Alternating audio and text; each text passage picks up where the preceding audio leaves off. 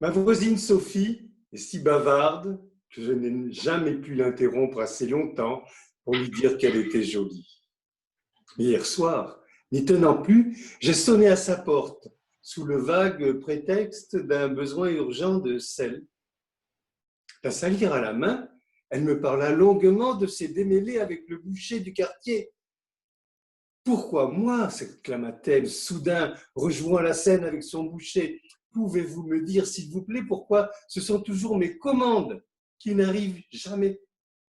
Puis suivit une longue litanie où il fut question de côtes de porc, de steaks oubliés.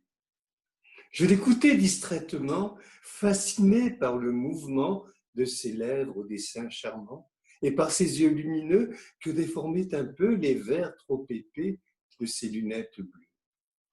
Quel dommage, me dis-je, en ôtant délicatement les lunettes pour les poser sur la table tout doucement. Surprise, elle cessa de parler un instant, le temps pour moi de relancer habilement. Et alors j'étais furieuse et j'ai quitté son établissement en claquant la porte violemment, s'indigna-t-elle en ajoutant « Il a de la chance d'être le seul commerçant dans mon environnement. » Oui, beaucoup de chance, murmurai-je en dégrafant le premier bouton de son chemisier blanc.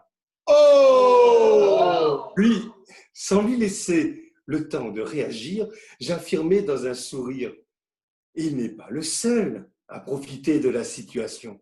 Oh non, loin de là. Chez Eliane, la boulangère, par exemple, je me demande souvent « Mais pourquoi moi ?» Parce que, comme un fait exprès, il manque toujours un beignet dans le paquet que je lui ai commandé. Sa voix un peu rauque avait baissé d'un ton et la peau toute rose de sa gorge frémissait sous le corsage blanc. Il y a aussi Adrienne, l'aubergiste, et André l'épicier, murmura-t-elle doucement. Elle allaitait doucement, pendant que j'achevais d'ôter tranquillement le beau chemisier tout blanc et le soutien-gorge également, tant qu'à faire, dévoilant des seins vraiment très troublants. Ses tétons dressés, comme pour me narguer, attiraient ma bouche irrésistiblement. Mais au lieu de les embrasser, je l'aidai à se lever gentiment pour mieux faire glisser son jean sur le plancher. Oh! Elle s'était tuée un instant pour reprendre son souffle haletant, et quand elle demanda pourquoi moi, je la bâillonnai d'un long baiser brûlant.